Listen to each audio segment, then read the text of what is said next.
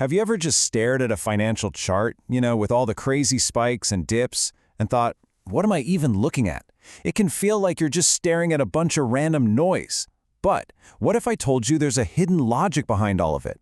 Well, today we're going to pull back that curtain and demystify the whole thing. It really is the first question every single trader has to ask themselves. Are these wild swings just chaotic, totally unpredictable?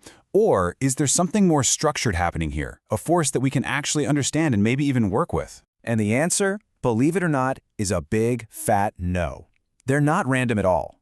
Not when you see them through the lens of the oldest, most fundamental rule in economics, the law of supply and demand. That's it. That's the engine driving everything you see on that chart. So let's get right into it. What is really moving these prices? It all boils down to a really simple but powerful imbalance. You see, when there are way more buyers than sellers, the price has to go up. And when sellers completely outnumber buyers, well, the price goes down. Our whole job is to figure out where those big imbalances are happening. And that brings us to the core idea of this whole explainer, supply and demand zones. Now think of these not as just a single line or price point, but as whole areas on the chart. These zones are basically the footprints left behind by the big institutional players, the smart money. And here's the key idea, the thing you have to remember. We're looking for the cause of a price move, not just the effect. We're not just looking at where the price turned around before, we're hunting for the very reason why it turned around. So, we've basically got two types of zones to look for. Over on the left, you've got the supply zone. The easiest way to think about this is like a ceiling. It's an area just packed with sellers, and when the price tries to go back up to it, it acts as resistance and boom, often pushes the price right back down. Then on the other side, you have the demand zone, which acts like a floor. It's an area full of buyers who are just eager to get in, so it provides support and pushes prices back up. A ceiling and a floor. It's really that simple. Okay, that's great. We know what they are, but the real question is, how do we actually find these things on a chart? Well, it's not magic. It really just comes down to training your eye to recognize a few very specific patterns in how the price moves. And there are really 4 key patterns you want to look out for. The first one, rally, base, drop, is your classic signal for a supply zone. Price shoots up, it pauses for a bit, that's the base, and then sellers just take complete control and slam it down. The exact opposite, a drop, base, rally, is your signal for a demand zone. The other two, rally, base, rally, and drop, base, drop, those are what we call continuation patterns. They just show us where the trend is probably going to pick up steam again. And actually, drawing these zones is a super simple 3-step process. First, you just spot a big, strong, explosive price move. Easy enough.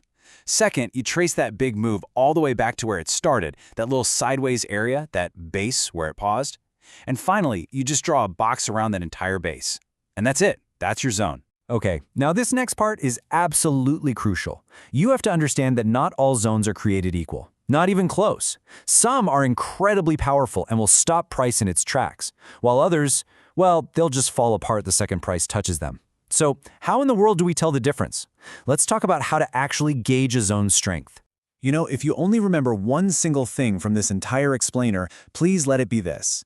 The most important factor in a zone's strength is its freshness. A fresh zone, one that has never been retested by price, that's where the biggest imbalance of buy or sell orders is still just sitting there waiting. And the difference is pretty simple, but it's so important. A fresh zone is untouched, right? It is packed with unfilled orders, which gives it a super high probability of causing a strong reaction when price comes back. An exhausted zone, on the other hand, it's been hit over and over again, and every time price touches it, it's like it's eating up some of those orders, which weakens the zone and makes a breakout way more likely. So, beyond just freshness, you can ask yourself a few more questions to figure out how strong a zone is. For instance, how fast did price move away from the zone? Was it an explosion? That's a great sign.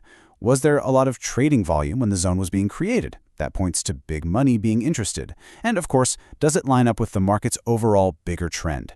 Even the shape matters. A really narrow, tight base often points to a much bigger imbalance. All right, so we can find the zones and we know how to gauge their strength. Now for the most important part of all, how to actually apply this knowledge with real discipline.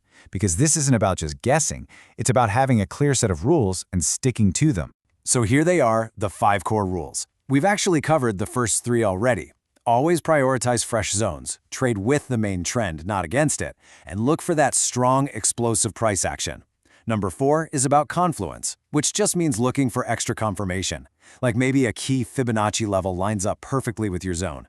And number 5, well, that's the one that's going to keep you in the game for the long haul. Because at the end of the day, let's be honest, trading isn't just about how much money you can make, it's about how much money you don't lose.